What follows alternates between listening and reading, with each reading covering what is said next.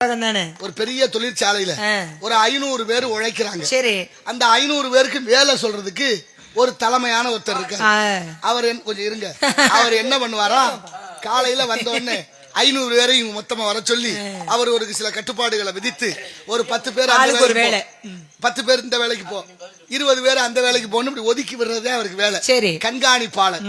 இப்ப எல்லாருக்கும் சம்பளம் ரொம்ப குறைவு, இந்த கண்காணிக்கிறாரு பாருங்க, அவருக்கு சம்பளம் கூட. சரி, இதுக்குள்ள ஏதோ ஒரு புரட்சியை ஏற்படுத்தலாம் இந்த தொழிலாளர்கள் எல்லாம் சேர்ந்து நம்ம மாடு மாடா உழைக்கிறோம், கண்காணிக்கிறவனுக்கு சம்பளம் கூட கொடுக்கறாங்க. என்ன நியாயம் இது?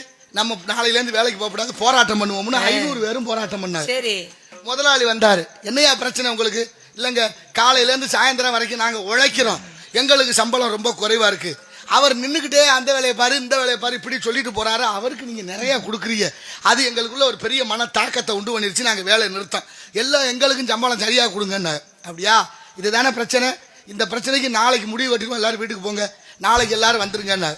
மறுநாள் காலையில எல்லாரையும் வர சொல்லி 500 கோழி முட்டையை கொண்டு வந்து வச்சிருந்து தண்டவாளம் இருக்குல்ல, தண்டவாள தொடர் வண்டி போற தண்டவாளத்தை வச்சு ஒவ்வொருத்தரையா வர சொல்லி இந்த கோழி முட்டையை தண்டவாளத்துல நிறுத்துங்கன்னாங்க.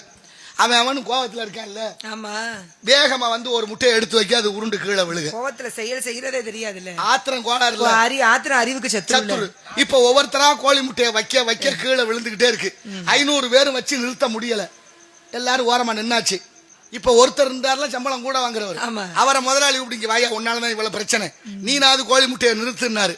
அவர் வந்தாரு, படக்குன்னு கொஞ்சம் மண் அள்ளி தண்டவாளத்துல வச்சு அது மேல முட்டையை வச்சாரு, நின்றுச்சு. இப்ப எல்லாரும் ஆணு வாய பழந்தாங்க, அதுக்குதான் அவருக்கு சம்பளம், இதுக்குதான் இவ்வளவு சம்பளம். இப்ப யாரு கேட்கலாம் சம்பளம்? யாருக்கு என்ன கொடுக்கணும் அப்படின்னு இருக்கு. அவரவர் திறமையை முதல்ல வாழ்த்துல இருந்து வரலாம், சிறப்பான ஒரு வாழ்த்து.